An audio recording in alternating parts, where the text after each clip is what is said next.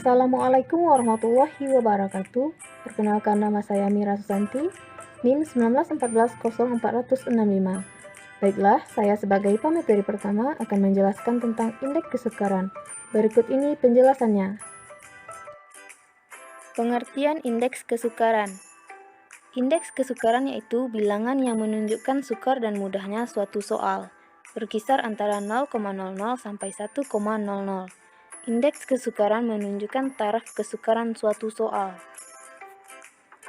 Lalu bagaimana cara mengetahuinya? Tingkat kesukaran butir soal evaluasi hasil belajar dapat diketahui dari besar kecilnya angka yang melambangkan tingkat kesukaran dari butir soal tersebut, yang dinyatakan dengan istilah angka indeks kesukaran butir soal atau difficulty index, yang umumnya dilambangkan dengan huruf P, yaitu singkatan daripada proportion. Angka indeks kesukaran butir soal tersebut besarnya berkisar antara 0,00 sampai 1,00. Jika suatu butir soal melampaui atau mempunyai angka indeks kesukaran 0,00, berarti butir soal tersebut termasuk dalam kategori butir soal yang sukar. Kalau kesukarannya 1,00, artinya butir soal tersebut adalah termasuk dalam soal yang mudah. Lalu bagaimana asumsi yang digunakan? Asumsi yang digunakan untuk memperoleh kualitas soal yang efektif untuk mengukur hasil belajar yang baik adalah keseimbangan dari tingkat kesukaran soal tersebut. Keseimbangan yang dimaksud adalah perbandingan antara butir-butir soal yang termasuk kategori mudah, sedang, dan sukar. Dasar dari penentuan proporsi jumlah soal kategori mudah, sedangkan sukar adalah tujuan dari pelatihan yang dilaksanakan. Untuk pelatihan yang menunjukkan kemampuan peserta yang tinggi, maka porsi jumlah butir soal dengan kategori sukar harus lebih banyak daripada pelatihan yang tidak menunjukkan kemampuan hasil belajar yang tinggi. Selanjutnya, untuk menghitung tingkat kesukaran digunakan persamaan berikut dengan P sama dengan NP per N, di mana P merupakan proportion atau indeks kesukaran dan NP adalah jumlah peserta yang menjawab soal dengan benar dan N merupakan jumlah seluruh peserta yang menjawab.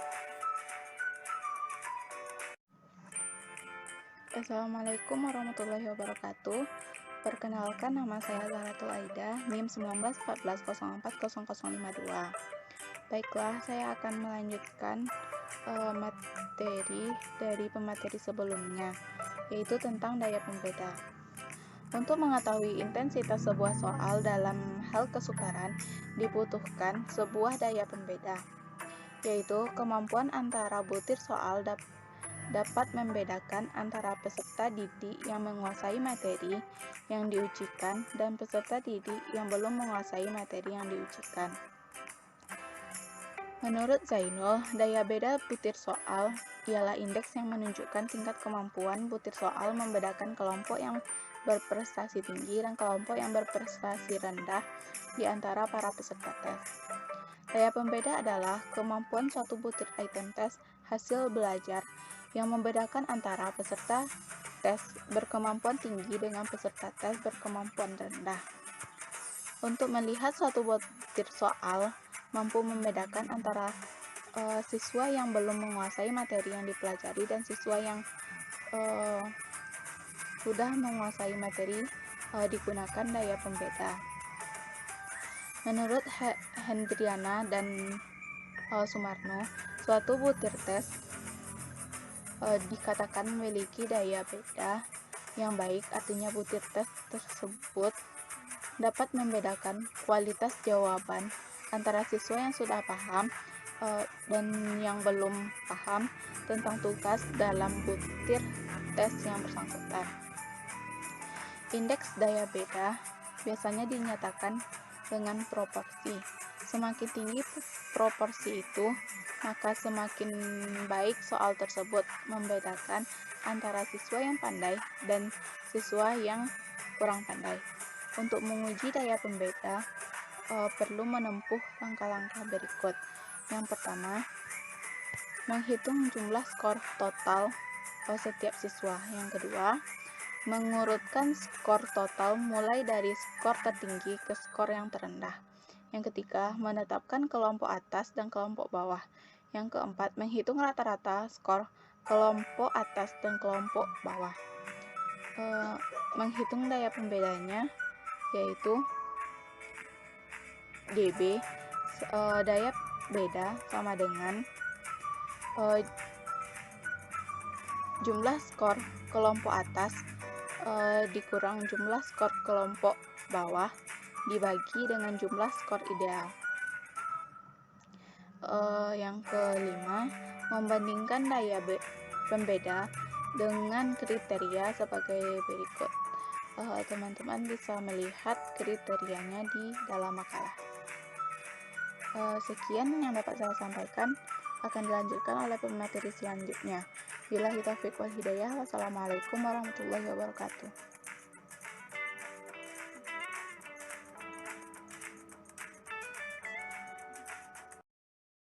Baik, bismillahirrahmanirrahim. Assalamualaikum warahmatullahi wabarakatuh. Perkenalkan, nama saya Ahmad Saibun Parinduri, NIM 1914040062. Baiklah, saya akan menjelaskan materi dari pemateri yang sebelumnya, yaitu materi tentang validitas. Validitas merupakan produk dari validasi. Validasi adalah suatu proses yang dilakukan oleh penyusunan atau penggunaan instrumen untuk mengumpulkan data secara empiris guna mendukung kesimpulan yang dihasilkan oleh skor instrumen. Sedangkan validitas kemampuan untuk mengukur sasaran ukurnya. Validitas merupakan suatu yang berkaitan dengan sejauh mana tes telah mengukur apa yang seharusnya diukur. Validitas kesahihannya adalah berkualitas yang menunjukkan hubungan antara suatu pengukuran diagonis dengan arti atau tujuan kriteria belajar yang tingkah laku. Suatu hasil tes belajar dapat dikatakan tes yang valid apabila tes tersebut benar dapat mengukur hasil belajar sehingga dapat mencerminkan pencapaian tujuan pembelajaran. Validitas suatu tes yang dibedakan menjadi dua macam, yang validitas logis dan validitas empiris. Validitas logis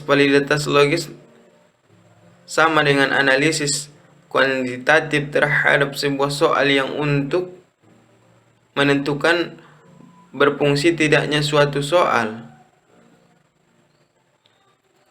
berdasarkan kriteria setelah ditentukan mengandung arti penalaran sehingga validitas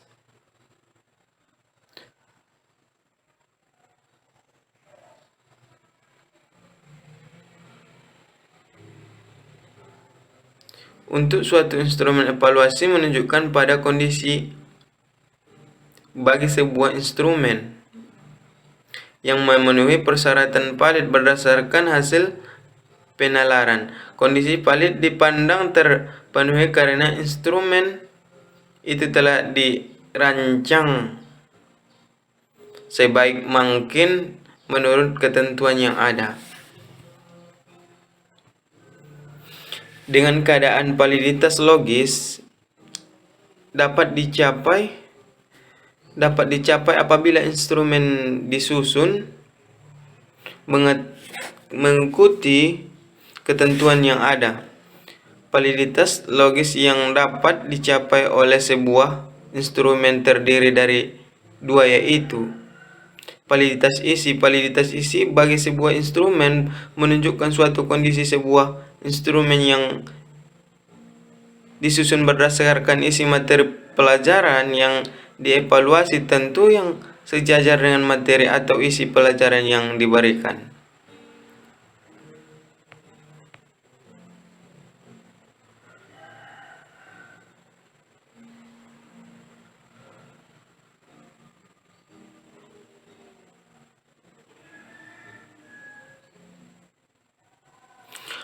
Oleh karena materi yang diajarkan tertera dalam kurikulum, maka validitas ini sering disebut juga dengan validitas kurikuler.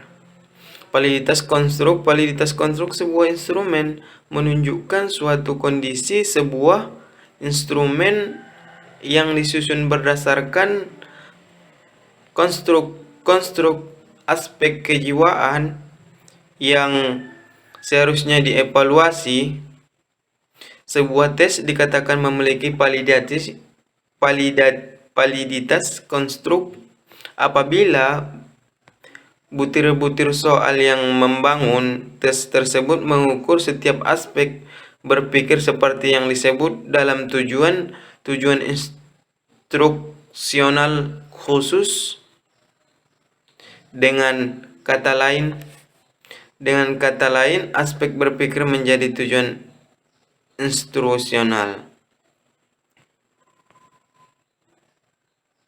Validitas empiris mengandung arti kata pengalaman. Sebuah instrumen dikatakan memiliki validitas empiris apabila sudah diuji dengan pengalaman. Sebagai contoh, seseorang dapat diakui jujur oleh masyarakat lain apabila dalam pengalaman diakui memang jujur. Pada validitas empiris terdiri dari dua cara yang dilakukan untuk mengujinya, sehingga dia menjadi valid. Pengujian yang dilakukan dengan membandingkan kondisi instrumen yang bersangkutan dengan suatu ukuran kriteria yang digunakan adalah validitas concurrent. Apabila skor atau ukur skor kriterianya dapat diperoleh dalam waktu yang sama, maka korelasi antara kedua skor termasuk merupakan koefisien. Validitas concurrent. Validitas prediktif sangat penting. Artinya, bila alat ukur dimaksudkan untuk berfungsi sebagai prediktor bagi kinerja di masa yang akan datang. Contoh situasi yang menghendaki adanya prediksi kinerja di antara lain adalah dalam bimbingan karir, seleksi mahasiswa baru, penempatan karyawan, dan semacam. Menurut Saifuddin Azwar, validitas prediktif adalah seberapa besar derajat berhasil memprediksi kesuksesan seseorang pada situasi yang akan datang. Validitas prediktif ditentukan dengan menggunakan hubungan antara skor tes dengan hasil tes atau ukuran lain kesuksesan dalam suatu situasi sasaran. Yang kedua, reliabilitasi. Reliabilitasi adalah keadaan instrumen yang menunjukkan hasil pengukuran yang reliable, tidak berubah-ubah, konsisten. Instrumen yang reliable adalah instrumen yang apabila digunakan untuk mengukur subjek atau objek yang sama pada waktu yang berbeda dan pengukuran dilakukan oleh orang yang berbeda, hasilnya tetap sama. Beberapa faktor penting yang mempengaruhi reliabilitas suatu tes yaitu kemampuan peserta tes, subjek uji coba makin heterogen atau makin berbeda. Kemampuan peserta tes makin tinggi, reliabilitas tes. Yang kedua, semakin besar jumlah peserta tes semakin besar reliabilitas, karena semakin banyak peserta tes maka semakin beragam kemampuannya. Yang ketiga, panjang pendeknya tes jumlah item tes yang banyak dengan mengkaji seberapa tujuan akan lebih realib dibandingkan dengan jumlah item yang sedikit, karena akan lebih representatif. Namun jumlah item tes yang terlalu banyak akan melelahkan dalam mengganggu konsentrasi sehingga hasil yang diperoleh tidak tepat lagi. Evaluasi yang subjektif juga akan menurunkan reliabilitas hal yang berhubungan dengan penyelenggaraan tes. Metode pengujian reliabilitas. 3 teknik pengujian reliabilitas instrumen adalah antara lain teknik paralel from atau alternative from. Pada metode yang dipergunakan dua buah tes yang mempunyai kesamaan tujuan, tingkatan kesukaran atau susunan, tetapi butir-butir soal berbeda. Pengujian reliabilitas dengan cara lain cukup dilakukan sekali, tetapi instrumennya 2 pada responden yang sama. Waktu yang sama, instrumen berbeda. Reliabilitas instrumen dihitung dengan cara mengkorelasikan antara data instrumen yang satu dengan data instrumen yang dijadikan equivalent dan koefisien korelasi positif yang signifikan, maka instrumen tersebut reliable. Teknik ulang tes test disebut juga teknik scientist trying, menggunakan sebuah instrumen namun dites 2 kali hasil atau skor pertama dan kedua kemudian dikorelasikan untuk mengetahui besarnya indeks reliabilitas. Teknik penghitungan yang digunakan sama dengan yang digunakan pada teknik pertama, yaitu rumusan korelasi Pearson. Menurut Saifuddin Azhar, reliability test research adalah seberapa besar derajat skor tes konsisten. Dari waktu ke waktu reliabilitas diukur dengan menentukan hubungan antara skor hasil penyajian tes yang sama dengan kelompok yang sama pada waktu yang berbeda. Teknik belah dan split half method. Dalam menggunakan metode ini, pendidik atau evaluator hanya menggunakan sebuah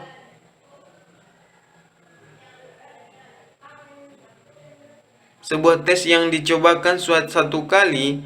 Oleh sebab itu disebut juga single trial method. Pada metode ini tes dibelah menjadi 2 bagian. Jumlah item yang diberikan harus yang genap sehingga dapat dibagi 2 dan tiap kelompok memiliki jumlah item butir soal yang sama jumlahnya. Cukup sekian yang dapat saya sampaikan. Wassalamualaikum warahmatullahi wabarakatuh.